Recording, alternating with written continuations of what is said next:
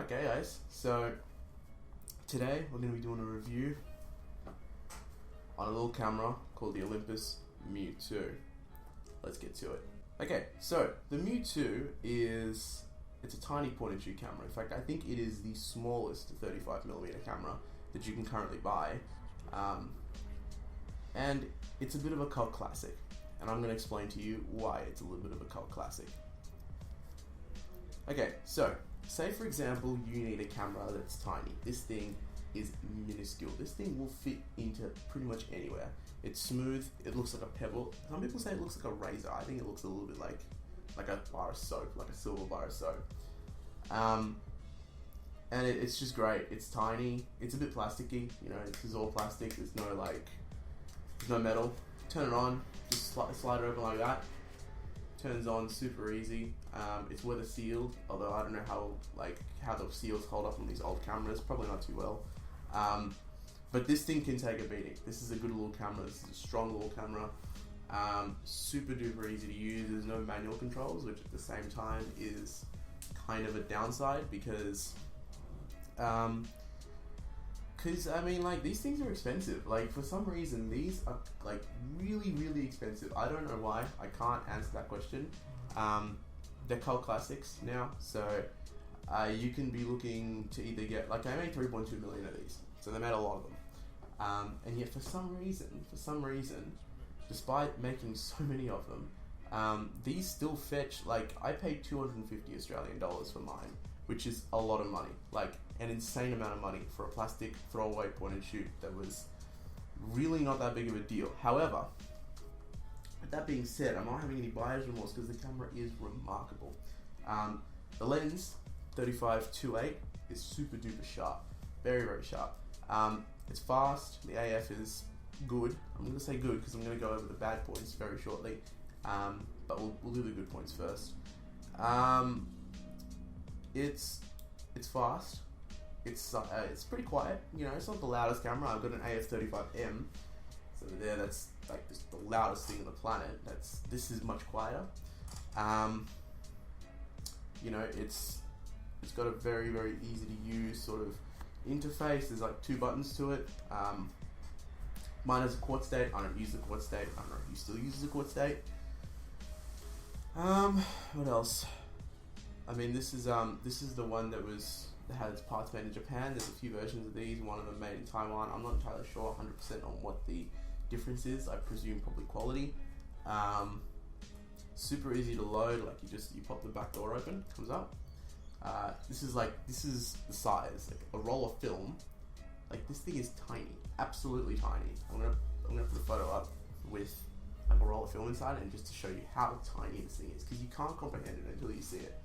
It's absolutely minuscule. I don't know how they managed to do it. I don't know what Olympus did to do it. Some sort of black magic, I'm not sure, but they did it. They did a great job on it. It's super easy. You stick the roll in, you slide it over, there's a little red edge here, put it inside of there, close it.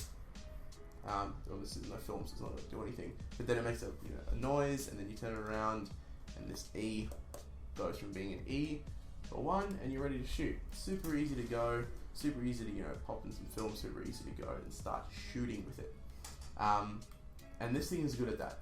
This thing is very good at that. I'm gonna sort of overlay a couple images that I've been taking with this camera, black and white film, color film, and it just always surprises me. Like, it's just so nice. Like, for something this tiny, like it's like you can, like, look at that. It's hidden, but now it's like, look at that.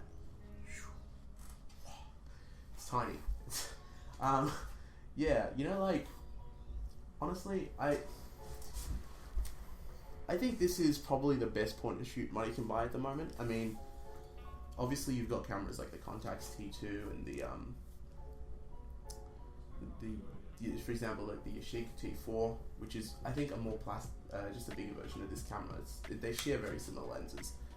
But those expensive cameras that fetch $500-600 nowadays. Obviously, the biggest difference with those is the manual control. This has no manual control. This has a flash on, flash off. And that's about it. You can't really decide. I mean, the 2.8 lens is nice. It's got nice bokeh, but you can't tell it to shoot at 2.8. There's no aperture priority. It's nothing. That I think is one of its downsides. So like for example, I've had a look at this camera from a sort of fundamental standpoint, and like I feel like this would be the perfect camera if it had some manual control, but because it doesn't, it kind of, I mean, I don't know, it's not the best because of its lack of manual control. But that being said, I've sort of gone over the pros, which are, you know, tiny size, super sharp lens, super quick, super like easy to use. I'm gonna go over the cons now. So the cons, there's not that many. I'm gonna be honest with you, there's not that many, but there are a few that I want to sort of go over, so that, you know, if you're in the market for a small point and shoot and you want a camera like this, then, you know, maybe this will help you. So first con I'd say is obviously lack of manual control. If you're just using this as a point and shoot camera, great, it's fine. But if you kind of want a little bit more, maybe like rangefinder control, maybe you want something a little bit more like advanced, like an SLR or something, this doesn't have anything. So you can't get that selective bokeh that you want. You can't do any of that stuff. That's not a big deal for me. I don't use this as my main camera. I use this as like a carry everywhere camera, and for that it does a great job. No issues there. What else? Another problem that this thing has. I'd say the fact that the flash is always turned on. Like, you have to press this button twice. So this one here, you press that twice, and then a little no flash logo turns on, and that turns the flash off. Of course, there's like red eye where it turns the flash on like quickly and then turns it off when you take a photo to like reduce red eye. But that being said, the flash in this camera is actually very good. I'll put a couple photos up with like fill flash from this thing. Really, really good. Like, surprisingly, it doesn't really, it's never overexposed someone. The meter in this camera is very good. While the focus, which is this third con that I'm going to go over, while the focus isn't great, the meter on this thing is remarkable. It's just so good. Every single photo has always been just perfectly exposed. I don't know how it does it, but it's perfectly exposed. It's some sort of magic, I'm not sure.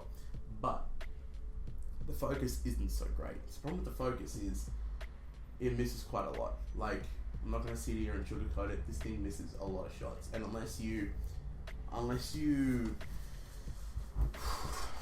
I don't know, like mine misses maybe 5 or 10 shots out of a 36 roll, which sounds like not that much, but I mean, like 10 shots out of 36, it's like 1 in 3 chance of missing a focus. But the thing is, when this thing gets it in focus, it's perfect. It's so good when it gets it in focus. The sharpness, the clarity, everything about this lens is just gorgeous. It's just the focus system is a bit iffy. All in all, with that being said, and I guess also the price. Like, the price is another con that this thing has. This thing is very expensive for what it is. I saw online someone picked one of these up from a thrift shop for like $5. Insane. Like, if you can get these, if you go into an op shop, thrift shop, anywhere, wherever it is around the world, and you find one of these for like $5, pick one up. There's no way you can say no to it. Would I pay $250 for it again? I don't know, probably not. I'm not going to sell it because I do really like it. It's a nice little camera. It's just not really worth how much people want for it. It is hard to find nowadays. Like, very difficult to find these now. No one really wants to get rid of them, and when they do, they want a lot of money for them. Hence why I paid as much as I paid for it. But I think it's one of the best point and shoots on the planet. Do I think it's the best built? No, not really. I don't think it's the best built point and shoot, but I think it is one of the better point and shoots. I feel like I can give this my recommendation. I would recommend getting one of these. It's very nice. It's a good camera, but I feel like you need to shop around. You know, try to get a good deal on it, because if you can get a good deal on it, it's going to be brilliant. But if you kind of pay as much as I paid, you're going to feel a little shortchanged because of the lack of features and all that stuff. But you know what, look, I don't really have any regrets over this camera. I think it's very nice. I think Olympus did a great job on it. And I feel like this camera should really be in the arsenal of every single photographer, whether you're a pro, whether you're just beginning. This thing is easy to use, it gets great results, and it's tiny. Like, it's so small. But yeah, so that's been my review of the Olympus mju-ii. First video on this channel. I'm going to strive to make a couple reviews, film cameras, digital cameras, and tutorials. So subscribe if you like it. Give me a like, comment, you know, tell me what you want to see. If you didn't like it, dislike it. And yeah, just let me know, because I'm really new to this and I really would like to sort of share my opinion on these kind of things. Yeah, alright, well thanks for watching guys, and till next time, see ya.